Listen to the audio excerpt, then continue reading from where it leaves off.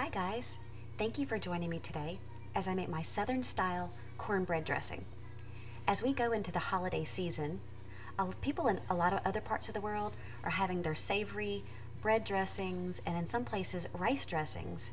But right here in the South, we are very adamant about having our favorite cornbread dressing as a necessary side dish to our holiday turkey. In fact, this might be the quintessential Southern side dish for the holiday season. Now, this isn't exactly a last minute dish, but it's certainly one that you can make a day ahead of time and refrigerate it or freeze it until you're ready to pop it in the oven for your big holiday meal. Okay, here are the ingredients that we'll need. You can refer back to this at the end or visit my blog to print them out. Let's get started. First of all, do this ahead of time. Prepare a pan of your favorite cornbread.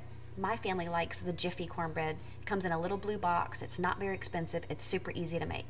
So make a pan of that and then get going on preparing your chicken broth. Now, some of you may like to boil your chicken with seasonings to make a rich broth, but it might be just easier or more comfortable for you to go grab a rotisserie chicken.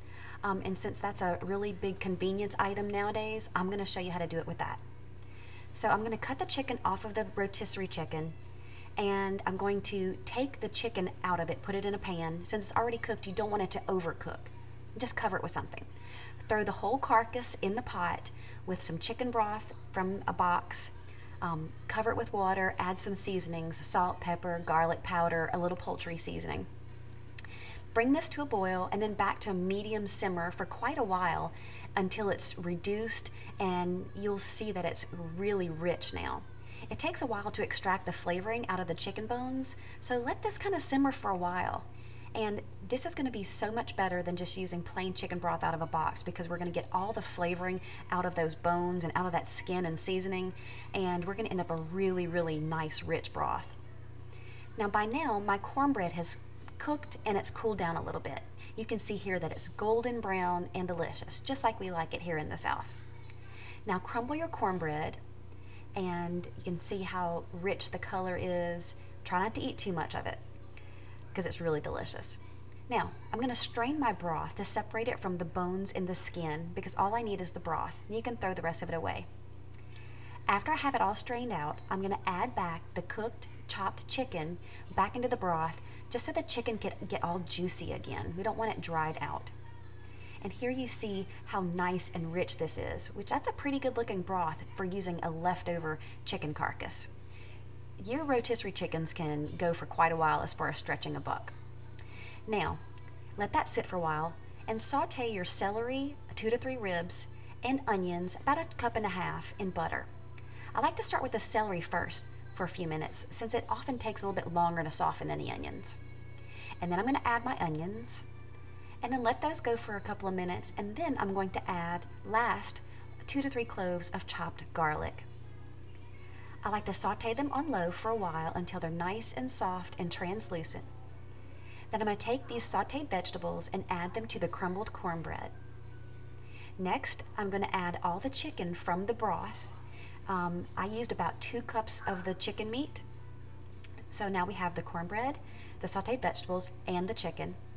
And now I'm going to add about 2 cups of that final broth that we made into here, and just mix it up. It's going to be really, really soupy at this point, but that's good because your cornbread will soak up a lot of the juice, and you do not want your baked dressing to be dry. So you need to start out with it really, really soupy.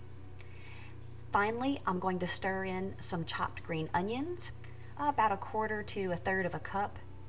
And then I'm going to add in a little bit of chopped sage, maybe 2 teaspoons. Be careful with the sage because it's pretty strong and floral. And then after I've added that in, I'm going to taste and season it. Maybe adjust the seasonings with a little salt and pepper and poultry seasoning.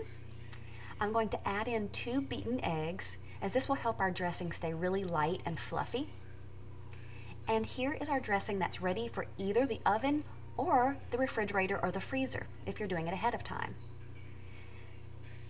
So now I'm going to bake our dressing at 350 degrees Fahrenheit for about 30 to 45 minutes. Now I know that's a big range, but this depends on the quantity you're baking. If you're using a large casserole dish, it's probably going to take longer to 45 minutes, But if you're using like individual ramekins or a smaller casserole dish, it's probably only going to take about 30. What we're looking for is the top to be golden brown and nice and crusty, and the inside to be cooked through and set, not jiggly. Here you can see a close-up. The edges are nicely browned, we have some crunchy edges and lots of seasoning throughout, but it's moist and flavorful in the middle. Now doesn't that make everything better? It sure is good to live in the South. I hope you'll try this recipe and I hope you'll like it. Please come back for more. Thanks for listening. Bye-bye.